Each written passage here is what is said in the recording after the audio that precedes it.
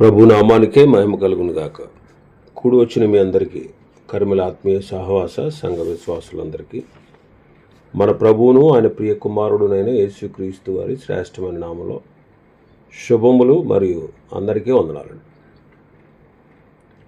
యెహెజ్కేలు గ్రంథం 2వ అధ్యాయాన్ని మనం ధ్యానం చేసుకుంటున్నాం. యెహెజ్కేలు గ్రంథం 2వ అధ్యాయం. ఇందులో ముఖ్యమైన అంశం ఏంటంటే ప్రవక్త యొక్క పిలుపు. అందులో భాగంగానే 6 వచనాలు మనం ధ్యానం చేసుకున్నాం. 6వ వచనంలో మనం చూస్తే,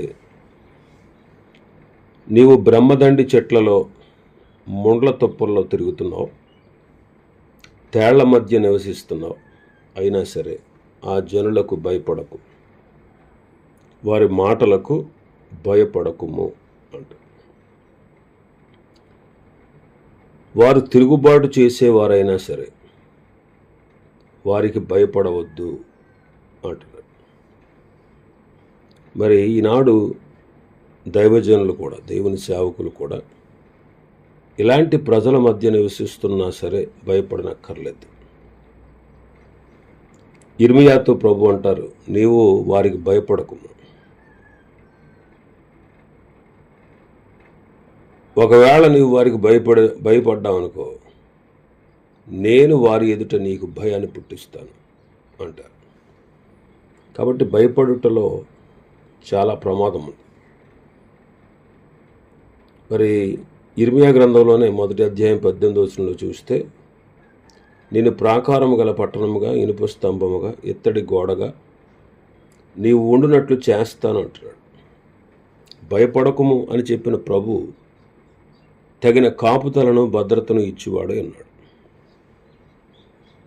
కాబట్టి ఇలాంటి ప్రజల మధ్యలో మనం భయపడని అవసరం లేదు. అపొస్తలుడైన పౌలు గారు కూడా కొరింథీలో పనిచేస్తూ ఉండగా భయపడకుడి అని ప్రభు చెప్పిన మాటను బట్టి పౌలు బలపడి ప్రభు పనిచేశారు. కైసరయలో కూడా సాక్ష్యం ఇచ్చుటకు పౌలును వాడుకున్నారు. కాబట్టి ప్రభు నిమిత్తం ప్రాణం పెట్టవలసి వచ్చినా మనం భయపడకుండా ప్రభు కొరకు ముందుకు సాగాలి. అందుకే దానియేలు సింహ గుహలో వేయబడతాడన్నా భయపడలే. షడ్రకు, మేషకు, అబేద్నెగోలు అగ్నిగుండానికి భయపడలే. స్టెఫను రాళ్ల దెబ్బలకి భయపడలేదు. నేను యెరూషలేములో చనిపోవడానికి కూడా సిద్ధంగా ఉన్నానన్నాడు పౌలు గారు. ఎందుకంటే దేవుని పిల్లలకు మరణం ఆనందకరమైనది. అది పరలోకానికి వెళ్ళే ద్వారం. అది దేవుని దృష్టికి విలువైనది. అది మనకు కిరీటాన్ని తెచ్చేది. కాబట్టి ఏ విధముగానైనా సరే ఆయన పిల్లలు భయపడకుండా ప్రభు పనిలో ముందుకు సాగాలి. 7వ వచనం మనం చూస్తే, వారు తిరుగుబాటు చేసేవారు కాబట్టి వారు వినకపోయినా నేను సెలవిచ్చిన మాటను నీవు వారికి తెలియజేయము అంటాడు. వారు వినను వినకపోయినను నేను సెలవిచ్చిన మాటను నీవు వారికి తెలియజేయము అంటాడు. ఇది ప్రవక్త యొక్క బాధ్యత. అపొస్తలుడైన పౌలు గారు కూడా అంటారు, నేను జ్ఞానులకు, మూఢులకు రుణస్థుణ్ణి అంటాడు.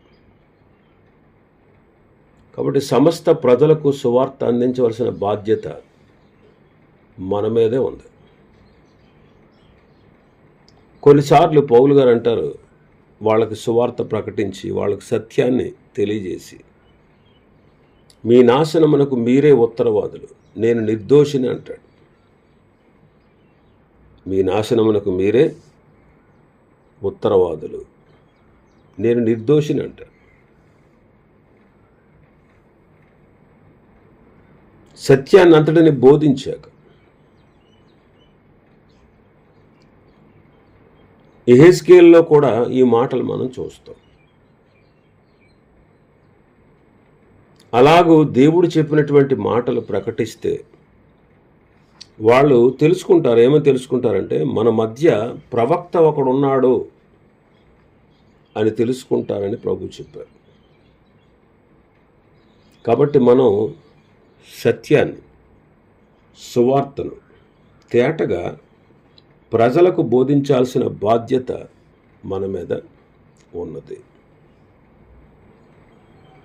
తేటగా బోధించవలసిన బాధ్యత ప్రవక్తల మీద ఉంది. ప్రస్తుతం ప్రవక్తలు అనబడిన వారు ఎవరంటే దేవుని సేవకులు. మనం మానవుల మెప్పుకు ప్రయాసపడకుండా దేవుని కొరకు మనము ఉన్నదాన్ని ఉన్నట్టుగా ప్రకటన చేయాలి. మరి యెహెజ్కేలు గ్రంథం 3వ అధ్యాయం 16వ వచనం నుంచి మనం చదివితే, ఆ 7 దినములు జరిగిన తర్వాత యెహోవా వాక్కు నాకు ప్రత్యక్షం ఇలాగ సెలవిచ్చాను, నరపుత్రుడా, ఇశ్రాయేలులకు కావలిగా నేను నిన్ను నియమించి ఉన్నాను. కాబట్టి నీవు నా నోటి మాట ఆలకించి నేను చెప్పిన దాన్ని బట్టి వారిని హెచ్చరిక చేయము. అవశ్యముగా నీవు మరణమవుతావు అని దుర్మార్గుని గూర్చి ఆజ్ఞేయగా నీవు అతనిని హెచ్చరిక చేయకయు, అతడు జీవించినట్లు తన దుర్మార్గతను విడిచిపెట్టవలనని వారిని హెచ్చరిక చేయకయు ఉండిన ఎడల ఆ దుర్మార్గుడు తాను చేసిన దోషమును బట్టి మరణమవును గాని అతని రక్తమునకు నిన్ను ఉత్తరవాదిగా ఎంచుదును. అయితే నీవు దుర్మార్గుని హెచ్చరిక చేయగా అతడు తన దుర్మార్గత నుండి దుష్క్రియల నుండి మరలని ఎడల అతడు తన దోషమును బట్టి మరణమవును గాని నీవు ఆత్మను తప్పించుకుంది. మరియు నీతి గలవాడు తన నీతిని విడిచి దుర్నీతిని అనుసరించి నడిచినందున నేను అతని ముందర అభ్యంతరములు పెట్టగా అతడు మరణమగునని నీవు అతని హెచ్చరిక చేయని ఎడల పూర్వము తాను చేసిన నీతి జ్ఞాపకమునకు రాకుండా అతడు తన దోషమును బట్టి మరణమవును. అయితే అతని ప్రాణం విషయంలో నిన్ను ఉత్తరవాదిగా ఎంచుదు. అయితే పాపము చేయవలదని నీతి గలవానని నీవు హెచ్చరిక చేయగా అతడు హెచ్చరింపబడి పాపం చేయక మౌనిగా మానిన ఎడల అతడు అవశ్యముగా బ్రతుకును, నీ మట్టుకు నీవు తప్పించుకుందు. చూడండి, దేవుని యొక్క మాటను, దేవుని యొక్క సువార్తను మనం లోకానికి ప్రకటించవలసిన వారంగా ఉన్నాం. తేటగా ప్రకటించాలి, తేటగా ప్రకటించాలి. కాబట్టి ప్రవక్త పొందిన వర్తమానము, ఆ వర్తమానం విన్నటువంటి ఆ ప్రవక్తకు దేవుని ఆత్మ ద్వారా ఆవేశం కలిగింది. ఇక్కడ యెహెజ్కేలు తనను దేవుడు ప్రవక్తగా నియమించాడు అనే విషయాన్ని గ్రహించాడు. 8వ వచనం మనం చూస్తే, నరపుత్రుడా, వారు తిరుగుబాటు చేసినట్లు నీవు చేయక నేను నీతో చెప్పు మాటలు విని నోరు తెరిచి నేనిచ్చిన దాన్ని భుజించుము అనెను. వారు తిరుగుబాటు చేసినట్లు నీవు తిరుగుబాటు చెయ్యొద్దు అంటున్నాడు. నేను చెప్పే మాటను వినాలి అంటున్నాడు ఆయన. మరి సేవకులు వేరు, మిగిలిన ప్రజలు వేరు. దేవుని సేవకులు ఎల్లప్పుడూ దేవునికి విధేయులై ఉండాలి. వారు ఎన్నటికీ దేవుని మీద తిరుగుబాటు చేయకూడదు. ఒకప్పుడు మోషే అహరోనులు తిరుగుబాటు చేసినందువల్ల వారు కనాను దేశంలో చేరే భాగ్యాన్ని పోగొట్టుకున్నారు. ఇది చాలా విచారకరమైన సంగతి. తర్వాత మోషే ఎంత విచారపడినను, దేవునికి మొర్రపెట్టినను మోషేకి ఆ తరుణం దొరకలేదు. నా గొర్రెలు నా స్వరము వింటాయి అని ప్రభు చెప్పినట్టు, ప్రభు పిల్లలమైనటువంటి మనం కూడా ప్రతి విషయంలో ఆయనకు విధేయులమై ఉండాలి. ఆయనకు ఎన్నడూ మనం తిరుగుబాటు చేయకూడదు. ఇంకా 8వ వచనంలో ఏమన్నారు? నేను నీతో చెప్పు మాటను విని నోరు తెరిచి నేనిచ్చు దానిని భుజించుము అంటున్నాడు. అతడు చూస్తూ ఉండగా గ్రంథము చేత పట్టుకున్న చెయ్యి అతనికి కనబడింది.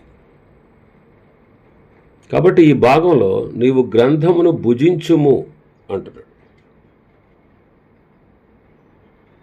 నిజమే, మనం కూడా దేవుని యొక్క వాక్యాన్ని, దైవ గ్రంథాన్ని, పరిశుద్ధ గ్రంథాన్ని భుజించవలసిన వారంగా ఉన్నాం. ఇర్మియా భక్తుడు అంటాడు, ఇర్మియా గ్రంథం 15వ అధ్యాయం 16వ వచనంలో, నీ మాటలు నాకు దొరకగా నేను వాటిని భుజించి తిని అంటాడు.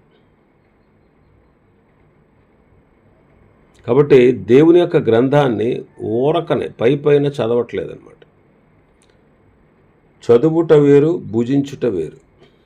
భుజించినట్లయితే అవి శరీర అవయవాల్లో జీర్ణించుకుపోతాయి, అనుదిన జీవితంలో క్రియారూపముగా నెరవేరుతాయి అన్నమాట.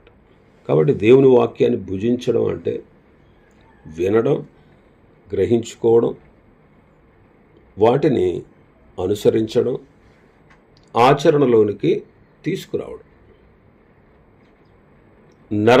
నరనరాల్లో దేవుని యొక్క వాక్యము ఇమిడిపోవాలన్నమాట. అప్పుడు మన క్రియలు, మన పరిస్థితి, మన జీవన విధానం మారిపోద్ది. ఇంకా మనం చూస్తే 10వ వచనంలో,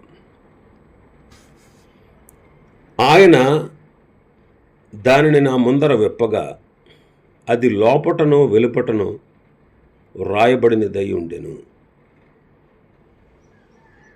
నేనిచ్చు దానిని నీవు భుజించుము అన్నప్పుడు ప్రవక్త చూస్తూ ఉండగా గ్రంథమును పట్టుకుని ఒక చెయ్యి ప్రవక్త యొద్దకు చాపబడింది. ఆ గ్రంథము యొక్క లోపల వెలుపల వ్రాయబడి ఉండెను అని చదువుతున్నాం. పూర్వకాలంలో చర్మపు కాగితాలు ఉపయోగించేవారు.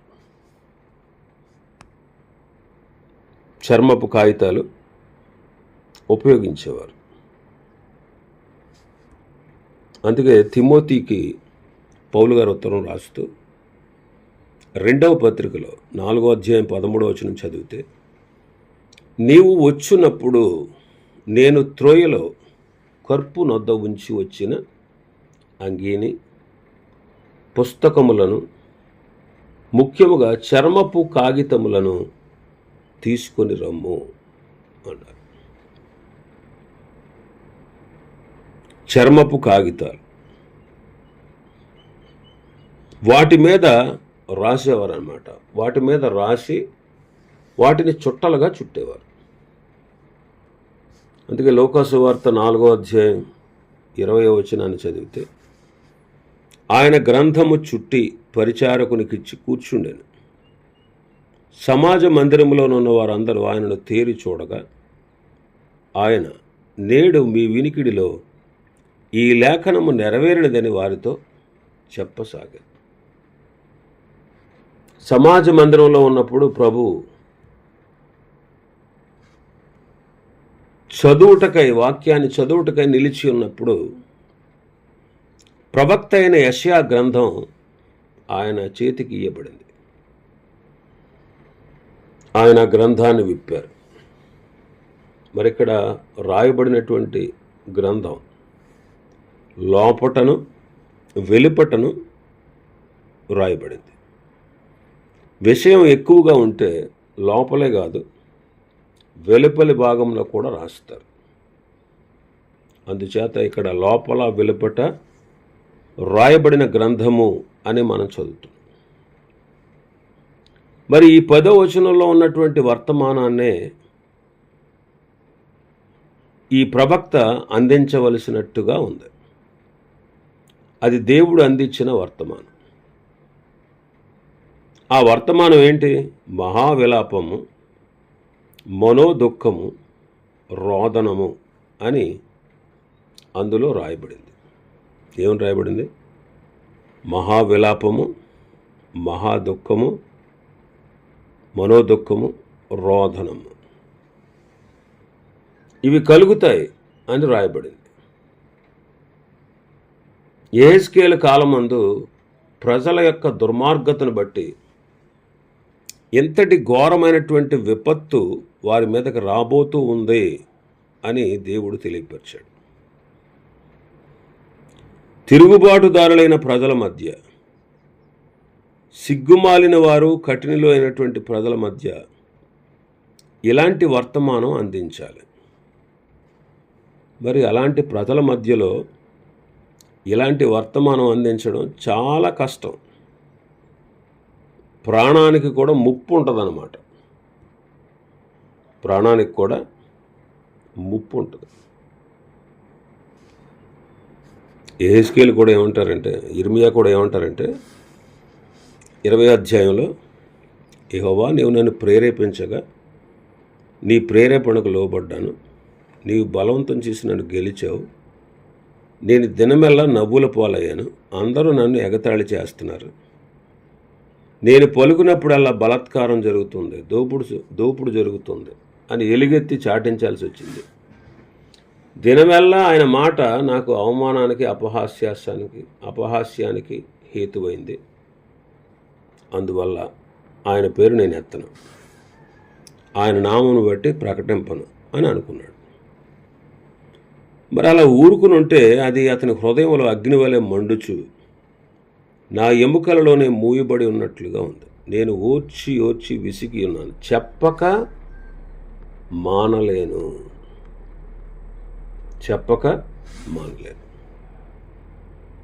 ఇర్మియా సందేశం కూడా ఇలాంటిదే. బలాత్కారం జరుగుతుంది, దోపుడు జరుగుతుందని ఎలుగెత్తి చాటింపవలసి వచ్చింది. అందువల్ల ఎగతాళికి, అవమానానికి, అపహాస్యానికి గురయ్యవలసి వచ్చింది. అందుని బట్టి నేను ఇంకా ఆయన పేరు ఎత్తను, ఆయన నామమును బట్టి నేను ప్రకటన చేయను అనుకున్నాడు. ఇర్మియా హృదయంలో అది అగ్ని వలె మండుచు, అయ్యి బాబు నేను భరించలేను, చెప్పక మానలేను అన్నట్టుగా ఉంది. ప్రభు యొక్క సేవకుల లక్షణం ఇలా ఉండాలి. అనేక మంది దేవుని సేవకులలో ఈ మంట లేదు. దావీదులో ఈ మంట చూడగలం. నేను ధ్యానించుచుండగా మంట పుట్టెను అంటాడు కీర్తనకారుడు 39లో. అపొస్తలుడైన పౌలులో కూడా ఈ మంట ఉంది. అపొస్తలులలో ఈ అనుభవాన్ని మనం చూస్తాం. అపొస్తల కార్యములు 4వ అధ్యాయంలో 20వ వచనం చదివితే, మేము కన్నవాటిని విన్నవాటిని చెప్పక ఉండలేము అన్నారు వాళ్ళు. పౌలులో కూడా ఈ మంట ఉంది. కొరింథీయులకు రాసిన మొదటి పత్రిక 9వ అధ్యాయం 16వ వచనం చదివితే, నేను సువార్త ప్రకటించుచున్నాను, నాకు అతిశయ కారణం లేదు, సువార్తను ప్రకటింపవలసిన భారము నా మీద మోపబడి ఉన్నది. అయ్యో, నేను సువార్తను ప్రకటింపకపోయిన ఎడల నాకు శ్రమ అంటారు. ఇటువంటి అనుభవం ఆయన పిల్లలమైన మనం కలిగి ఉండటం చాలా దీవెనకరం. మరి ఇక్కడ యెహెజ్కేలు ఆ ప్రజలకు అందించేటువంటి వర్తమానము చాలా కష్టతరమైనది. చాలా కష్టతరమైనది. ఎటువంటి ప్రజలు వారి మధ్యలో ఉన్నారో చూడండి. నేటి దినాల్లో కూడా సువార్త ప్రకటించుట కొరకు అటువంటి పరిస్థితులే ఉన్నాయి. తిరుగుబాటు చేసేవారు, వ్యతిరేకించేవారు, ద్వేషించేవారు, దూషించేవారు, హేళన చేసేవారు, ఇలాంటి వారు ఎంతోమంది ఉన్నారు. కానీ ఈనాడు మనం అందించేటువంటి సువార్త ఆనాడు ప్రవక్తల వంటి సువార్త కాదు. అది చాలా కష్టతరమైనది. కానీ నేటి దినాల్లో మనం అందించేటువంటి సువార్త చాలా సులువైనది. ఎందుకంటే క్రీస్తుని వద్దకు మనం ఆహ్వానించడం అనేది అది చాలా సులభతరమైనది. అయితే ఇక్కడ ప్రవక్త వారికి వచ్చేటువంటి రాబోయేటువంటి శిక్షను గూర్చి గట్టిగా చెప్పాలి. అందువల్ల తిరుగుబాటు కలుగుతా ఉంది.